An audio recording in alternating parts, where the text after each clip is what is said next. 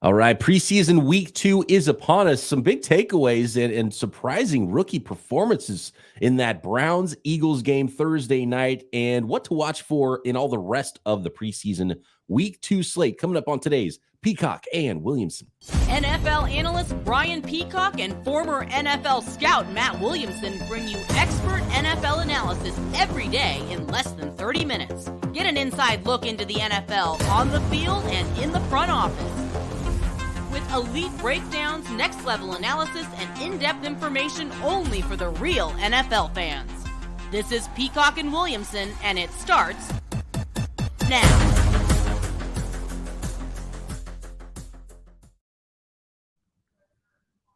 Welcome to the Peacock and Williamson NFL Show. Brian Peacock alongside Matt Williamson at BD Peacock at Williamson NFL. Thank you so much, everybody, for making us your first listen on the Locked On Podcast Network, your team every day. Big ups to all the everydayers out there. Make sure you are one. Subscribe on YouTube and everywhere you get your podcasts. And we're going to talk about all the games and preview. There's tons to watch for. Things aren't quite real, Matt, but they're getting realer, right? In preseason week 2, we're seeing more players out there. And as always, it's really fun to watch players that you see for the first time in those new uniforms. And we've talked a lot about the non-first-round quarterbacks this week. And we were asked about Tanner McKee in our mailbag, and we promised we would watch him closer. And there was a lot of good takeaways here in this Browns-Eagles preseason game, none more so than young quarterback Tanner McKee, who, I mean, looked awesome. He looked like the real deal right out of the gate for the Philadelphia Eagles. No question. So last night's game felt kind of real. I think the rest of the weekend's game will feel the realest we've had yet. And then next week we'll go, I'm grumpy about these fourth stringers in there, and we want the starters back. And then we're lining up some teams to have a pretty big preseason week 3, I think, that are going to treat that as a dress rehearsal. So I think it's still a 50-50 split. Okay. Yeah, it's a little hard to predict. Yes. Let's start with the key. That's a great spot. Well, I'm going to start with Mariota. Okay. He stinks. He's so bad. I've seen enough like that. I know. It's not that. I mean, he. How do you get worse? It just doesn't seem like he cares that much. That's the vibe I get. And I don't know the guy, and so I don't want to really put that on him. That's just what it looks like from the outside. It was a no contest. I don't know how you roll into the season without Tanner McKee as your number 2 quarterback when you see, I mean, it was night and day. It was like, oh, here's a quarterback that came to play following a quarterback that did not come to play. Yeah, and maybe some of it's at that quarterback show on Netflix where I'm not saying he didn't take it as seriously as Mahomes and Cousins, but you saw his life behind the scenes, and then he just didn't take it as seriously with quarterbacks. I don't know how you could come to a different conclusion. You're probably right. Yeah. And Cousins is wired differently, clearly, but he has to maximize his ability. And Mahomes didn't come off, or Mariota didn't come off that way with the quarterbacks, Doc. But that's not that damning. What's damning is how he played in a preseason game and just looked. Yeah, and he just had a baby, and maybe he's more interested in that stuff, but he can't hit the broadside of a barn. And a lot of this is even like fantasy related to the Falcons. Like, I'm still in on London and Pitts because they had this guy throwing to him last year that can't complete passes. But McKee is impressive. From what I understand, Mariota has $5 million guaranteed. So if they cut him, he's still getting that, and it's still going to count against the camp. You hope probably the Eagles right now, if they've started to make that determination. And by the way, Mariota 9 of 17 passing, no touchdowns, interception, 5 yards per throw. McKee comes in 10 of 18 passing, 147 yards, 8.2 yards per throw. He's making big throws downfield, accuracy. It looked like night and day different. Pass, no interception. I mean, it was not even close. It's, a 100 rating versus a 42.8 quarterback rating, right? And those numbers, sometimes the box score doesn't tell the story. That was exactly what it looked like out there, and maybe even better from Tanner McKee than 10 of 18 passing is what it felt like to me. And, you need to be cheap at the position. If you can get some of those dollars back, even if, you trade Mariota for a 7th round pick for someone who needs a backup quarterback, potentially, because, all the salary cap flexibility you can get if you're the Eagles and having that young backup. And we've already talked about the Browns and DTR, and both of those teams have super expensive star quarterbacks now. To have that cheap next 4 years, mid-round quarterback contract would be huge for your backups. And we've already seen Dorian Thompson-Robinson overtake Kellen Mond on the Browns side. Yeah, and he was good again last night. You had a great point the other day that the Jets and Browns had one more game, and I think that helps a little bit. But that's DTR is here to stay. The one play I absolutely loved. I don't know if you caught it, but it was an outside run, and he kind of found himself in no man's land. He's like, I'm going to go block this linebacker, throws his shoulder right into him, and then he turns around and looking for more, peels back like in a Hines Ward fashion, blasts this defensive back, and gets a flag. I'm like, this is awesome. And I was watching the live broadcast with my buddy Ross Tucker on there, and he's like, and they're watching it live and going, man, that doesn't look like a flag to me. And then Ross goes, oh, it's the second one. And the O-lineman and Ross just loses his mind. He's like, oh, I love this guy. That was awesome. Like, and it was. I mean, great stuff. I mean, I think these are two young, promising quarterbacks we saw last night. Man, and remember earlier around draft season, we had a podcast and we talked about teams, and it was sort of, maybe the Brock Purdy effect was part of it, but, the value of these later round quarterbacks. Yeah. And you're asking the question, why don't teams draft more quarterbacks? Even if you got one, it's so valuable to have a second one. And we saw teams really do that this year. Mm-hmm. And clearly the draft class has to be there for you to do it. But even some other players that we were like, I don't know, Aiden O'Connell and Sean Clifford. And it's like, oh yeah, okay, those guys are legit too. And, Dorian Thompson-Robinson and Tanner McKee had more people that liked them and thought they were day 2 guys, and they ended up on day 3. But I mean, those look like fantastic draft picks right now for the Browns and the Philadelphia Eagles. And by the way, Kellen Mond actually played, I think, as good as I've seen him play in this preseason game for the Browns. Yeah, good point. And there were some other youngsters in this game I just wanted to at least call out. I mean, Cedric Tillman now for a couple games in a row looks like a keeper. I'm all in on him. Watkins, the other receiver for Cleveland, had a big game as well. So they're going to deal with some upcoming cap stuff, with the Watson thing taking place. Maybe they can't keep an Amari Cooper, but maybe one of those guys can help that situation. Who was the linebacker for Cleveland too? I'm trying to find his name. He was all over the place last night too. I'm just scrolling through the box score here. Where was it? What's that? What, 53 was it? Mohamed Diabate. I mean, right. Yeah. He went undrafted. Yeah. I mean, he looks like a keeper too. I just kept hearing his name over and over. And then the Eagles had some guys like, again, I was listening to Ross, and Ross is like, how did the league let the Eagles get Nolan Smith at the end of the first round? Like that. Well, man. At the beginning of the game, I thought that's what the talking point was going to be for us today. It ended up being the quarterbacks again, and Tanner McKee looked so good. But that was a really good matchup, watching DeJuan Jones, who looks like a steal of a 4th-round pick for the Cleveland Browns, against Nolan Smith, because Smith did get around him a couple times and showed that bend and that elite athleticism that he has coming off the edge. I mean, he looks like Hassan Reddick Part 2 for that defense. And it's like, yeah, how do you let them get these guys in the first round? I mean, and both just great rookie classes for both the Eagles and the Browns. And we gave them high grades right after the draft, and we're seeing it now on the field. And DeJuan Jones, I know there was questions about if he loved football, and he's not the fleetest of foot, but he's so big and so long, and he's looked really good in the preseason as well. That was a fantastic matchup between those two guys. Absolutely. And another Georgia second-year guy for the Eagles, Nakobe Dean, when they went out and signed Zach Cunningham and Miles Jack, I'm like, ooh, don't they like Dean? And I don't think that's the case at all. I mean, he played a ton. He was the leader of the defense. Just listening to the Eagles broadcast, they've been raving about him, and it looked like Cunningham and Jack are just going to fight for that second spot. So he's another Georgia young pup on this Eagles defense that could be a keeper too. All right, we spent enough time on the Eagles and good. the Browns. Good job, guys, out there in Philly and Cleveland with your rookie draft classes that should pay some dividends, looking like in year 2023 and beyond for those football teams. And really interesting, I think, what the Eagles decide to do with their backup quarterback spot, and if Mariota just gets cut, or you're going to hold on to him because there's guaranteed dollars there. But Tanner McKee looking legit. Love what I'm seeing from those young quarterbacks. Boy, he's very good. McKee. Next, let's go through it rapid fire. Players to watch in every single preseason week 2 game next.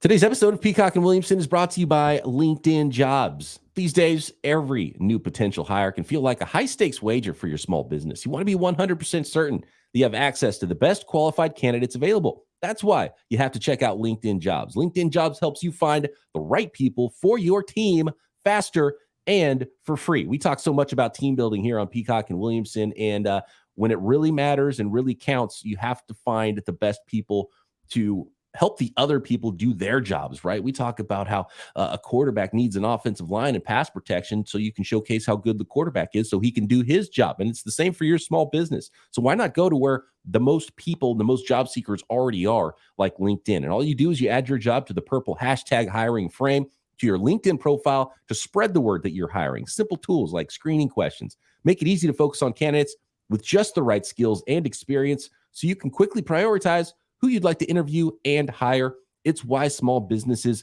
rate LinkedIn Jobs #1 in delivering quality hires versus leading competitors. LinkedIn Jobs helps you find the qualified candidates you want to talk to faster. Post your job for free at linkedin.com/lockedonnfl. That's linkedin.com/lockedonnfl to post your job for free. Terms and conditions apply.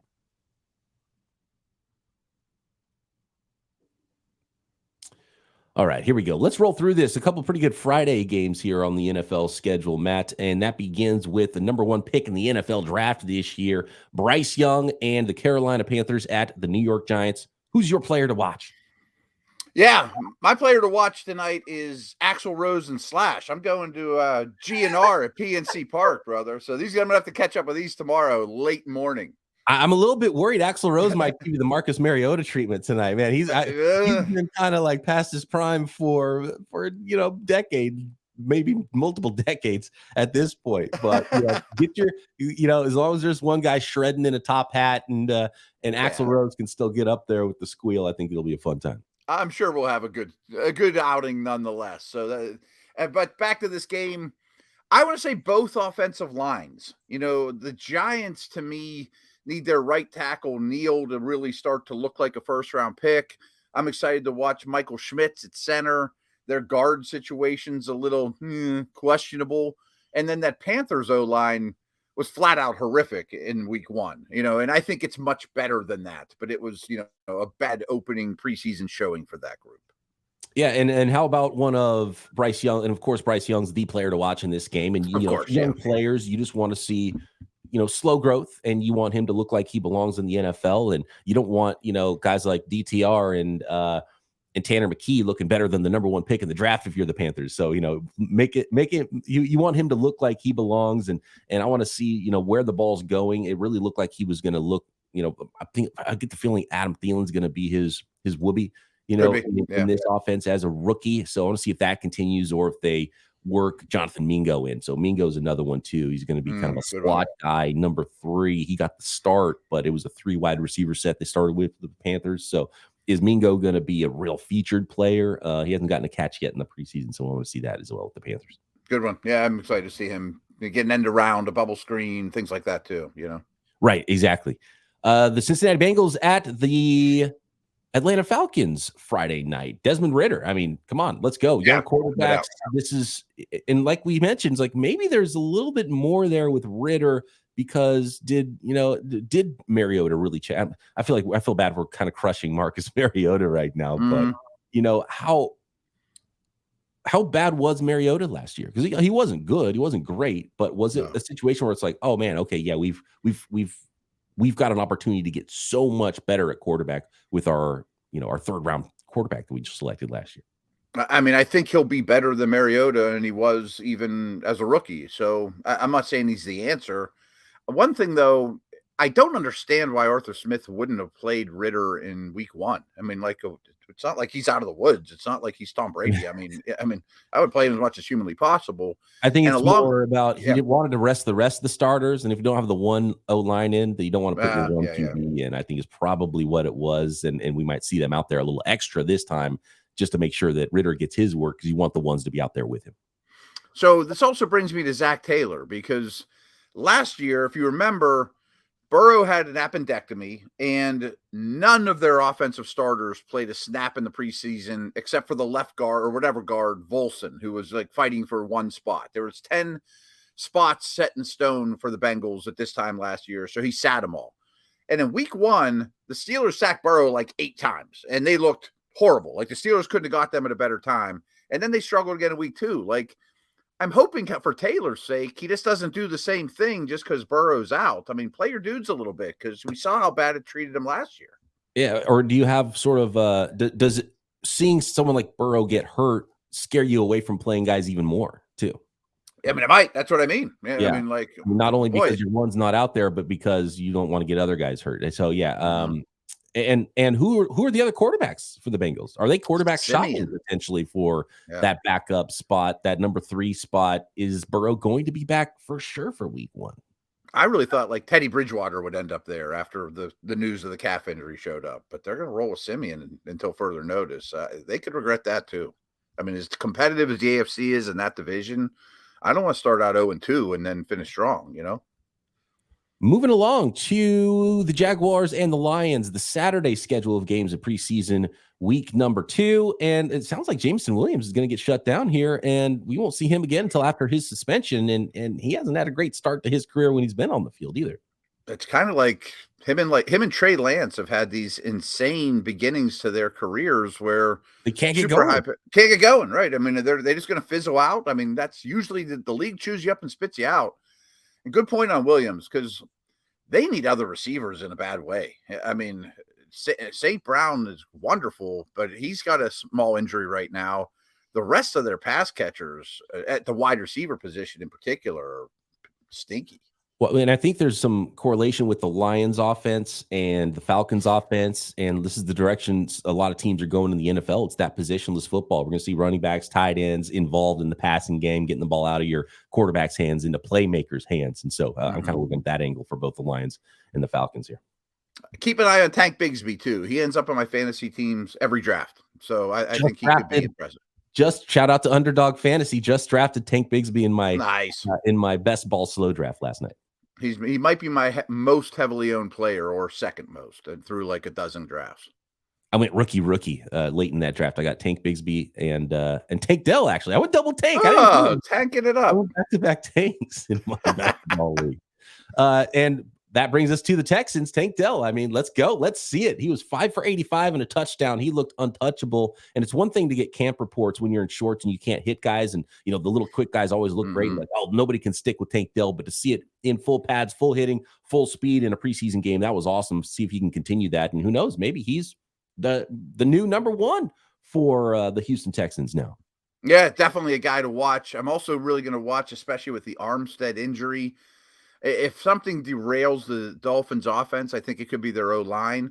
And I think the Texans D-line is much better than it was a year ago. So that matchup to me is important for that game. Next up, the Bills at your Steelers, Matt. What are you looking for here with the Steelers? Now that you're back from Latrobe, PA, welcome home, by the way. Steelers, Bills, who you watching? I mean, everybody's playing. Josh Allen's playing the whole time. I mean, even like the Cam Haywards and TJ Watts are playing. So the first quarter of this game, folks, should be very entertaining. It almost like a regular season game. And during my last practice while I was in Latrobe, the Steelers were treating this like a real game week. They were running practice off of cards, doing Bills stuff. So the beginning of the game should be sort of close to a real life game. I love this. I'm going to be tuning into that first quarter Bills Steelers. And then 30 minutes later, there's a kickoff for the Bears and the Colts, which I'm absolutely going to be tuning in for. Oh, yeah. The first quarter, the first half of that one should be a lot of fun. Back to the Steelers and Bills. Calvin Austin, he was one of my draft crushes last year, and it was kind of weird how they almost put him on the shelf unnecessarily, I thought, last year. And I thought it was maybe a bad sign because he had an injury, but it wasn't like this year-long injury. They're like, well, we're putting him on IR and he's done for the year. Like, wait, it's supposed to be back in like 6 weeks. Why would you let a rookie not play all season long? So I thought, man, maybe they saw something in camp and he's too small and he's not going to make it in the NFL. He looked dynamic out there in the first season game. And so I'm excited to watch him. He's, I wouldn't want to say battling, but Allen Robinson is the number 3. They want a big slot, but Austin will certainly rotate in with the top 3 receivers and is the clear 4. And it's just much different than Robinson, of course. And you know what else? I mean, George Pickens is a highlight machine, but he's showing a little after the catch last week on that touchdown catch and run. Has he shown more of a complete game rather than just a jump ball specialist that he was as a rookie? For sure. And a lot of it's because the offensive design from Matt Canada is vastly improved from a year ago. It's allowing these guys to run after the catch more. It's a less go route from Pickens. Like he ran the most go routes in the league last year, and that's not a good thing. Everyone knows it's coming, you know. And then Dalton Kincaid for the Bills. Is he tight end 2 or is he wide receiver 2 for the Bills? That's a great question. I don't know. I also think they're trying to figure out what's going on with their true slots too. I'm kind of rooting for Shakir, Hardy and Sherfield are in the mix. Is Kincaid just the slot? So that's something to look for too. A lot of slot weapons there in Buffalo for sure. And here's one that I mean, I've already stamped both of these quarterbacks superstars, Bears at Colts, Fields and Anthony Richardson. Fields was perfect 3 for 3 and didn't even throw a ball, I think, past the line of scrimmage last week, and had playmakers making plays for him. So clearly Fields, and you're watching him, it's like the footwork and the quick game. That's what it's all about, because he can do the other things, and love seeing him with more weapons there. And Anthony Richardson continued to build on what we saw. It was very imperfect from him, but decision-making, anticipation that he displayed as a young player who hasn't played a lot of football, 1 year starting experience in college, start stacking those games and stacking those performances for Richardson. Just high level. We're talking nuclear level raw materials here in this game at both quarterback spots. I think it's that simple for this one. Let's look at 2 tremendous physical specimens, hopefully develop further quarterback skills.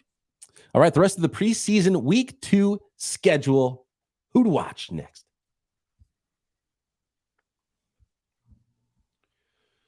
Appreciate everybody out there, all of the everydayers that are making Peacock and Williamson your first listen every day on the Locked On Podcast Network. Subscribe on YouTube and everywhere you get your podcasts. All right, moving on to the Tampa Bay Buccaneers, Matt, who are at the New York Jets Hard Knocks. It's always fun to watch the Hard Knocks team and then see what happens on Hard Knocks from that game with everybody mic'd up. And Buccaneers, see the ones. Let's not get any more injuries if you're the Bucs. And how's that quarterback position going to play out for you this year, which is huge. Here's what I'm looking for from the Bucs, because they played the Steelers last week, and the Steelers whipped up on them for 3 quarters. And I told Steeler fans, I'm like, that's great, everyone. But that Bucs team that they threw out last week is about as bad of a professional football team as you could actually see. I mean, especially when they rest the Wirfs and Veas and Evans of the world. They have no middle class whatsoever. So I just want them to look not awful. And the Jets are the total opposite, to be honest with you. I mean, their defenses looked phenomenal, and they have that extra game from the Hall of Fame game as well. Yeah, they're a little bit ahead right now. And they might have 100 sacks in that game. It would be nice to see a little Garrett Wilson, and I don't think we're going to see Aaron Rodgers necessarily ever in the preseason, but maybe he gets a series or 2 in the preseason. We'll see. I'm still rooting for Zach Wilson too to turn his career around a little bit. So it's all offseason. The talk was, maybe Bill Belichick likes Bailey Zappi as much as he likes Mac Jones, but Mac Jones has gotten the clear QB1 treatment for the Patriots. It's Pats at Packers on Saturday night.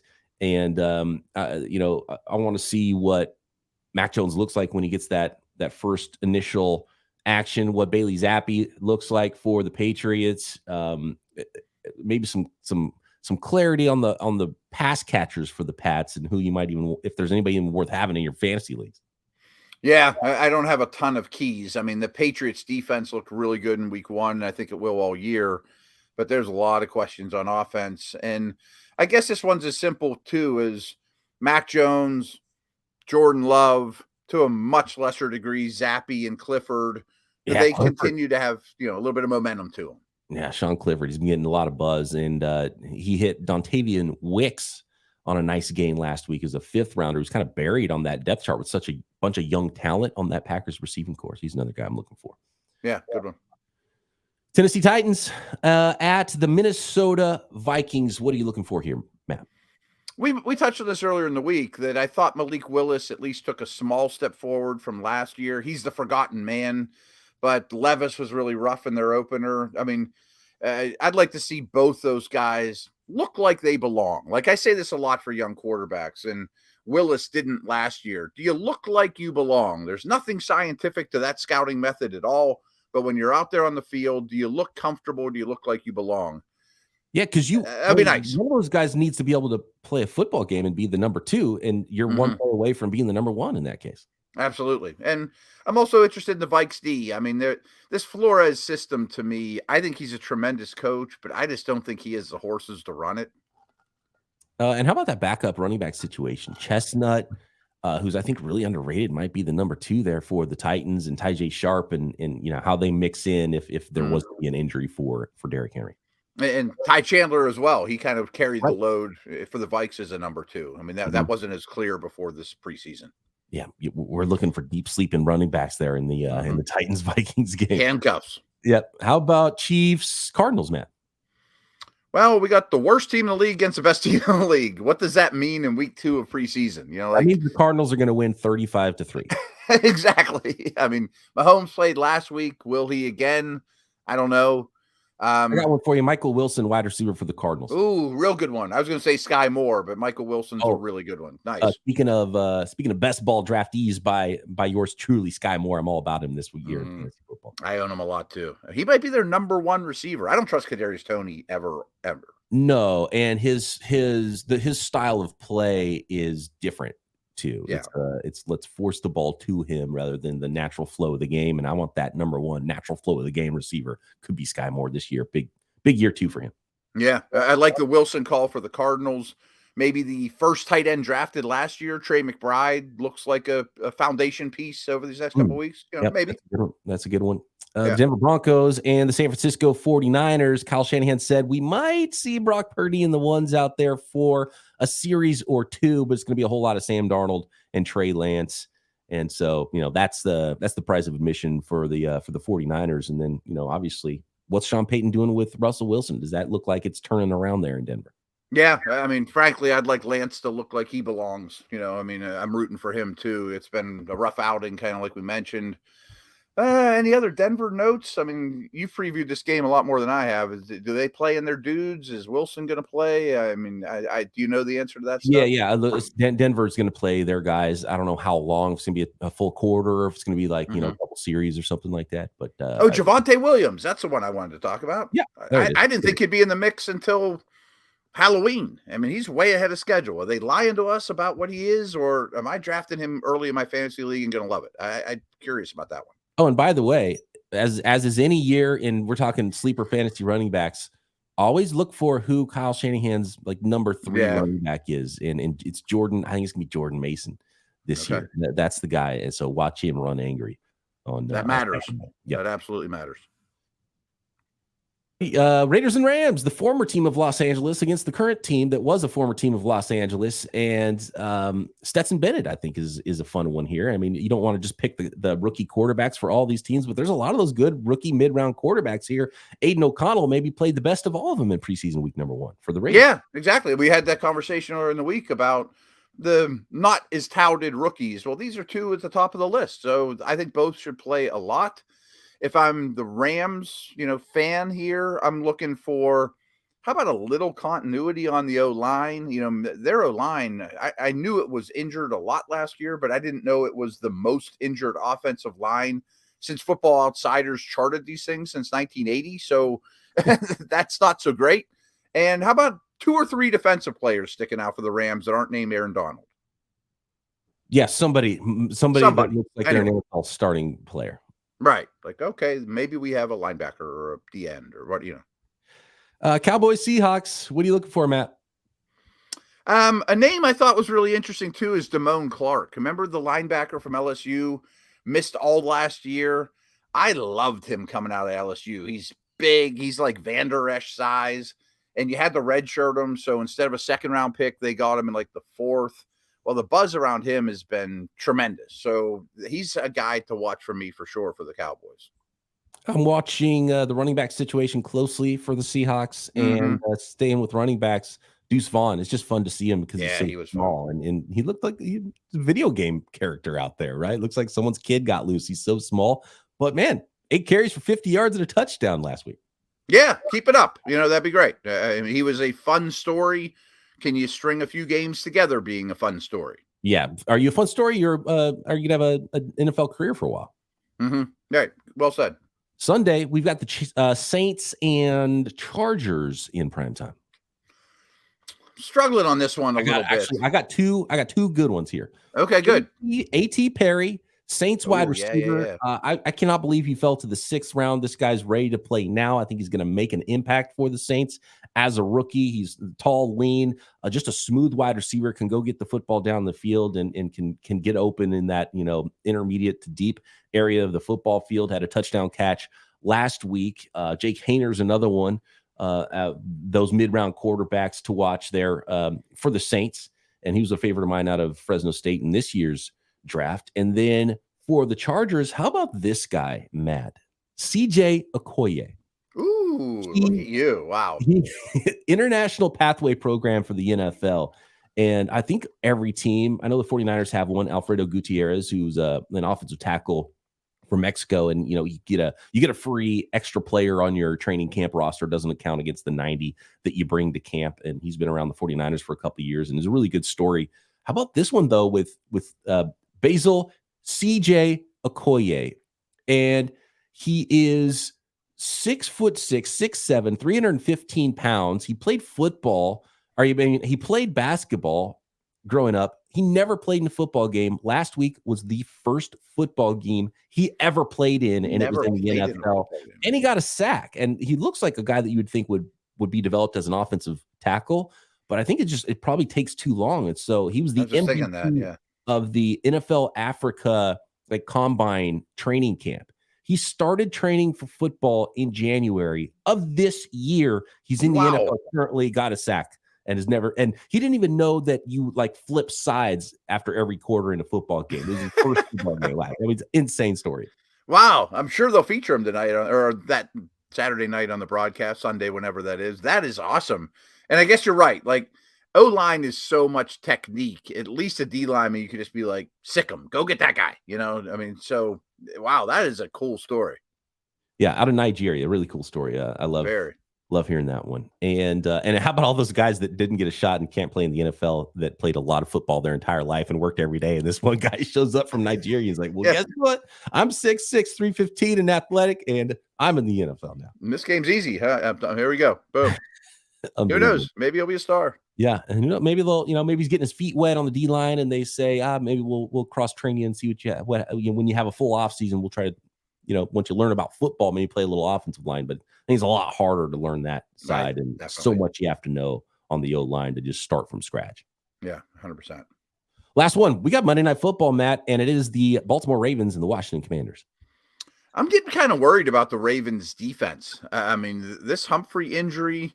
And they went and signed Darby, kind of off the scrap heap. I don't think their pass rush is particularly great.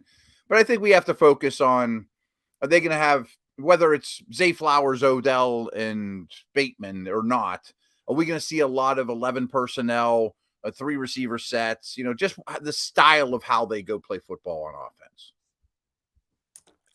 I have nothing else to add to that one. I think it's time to get out of here. I think we've talked enough about preseason. Last thing I just want to throw out here too, just because it became official this morning, Sam Howell is officially the starter for the Commanders. I don't know if he's playing or not, but they announced it this morning, I guess. I should probably get him out there, I think. So there you go. That's one to watch. Probably could use some reps. Starting official quarterback is Sam Howell. Congratulations. How about that? All right. And we'll have it all broken down, whatever notes we have and highlights from preseason week number 2, back with you Monday right here. Peacock and Williamson.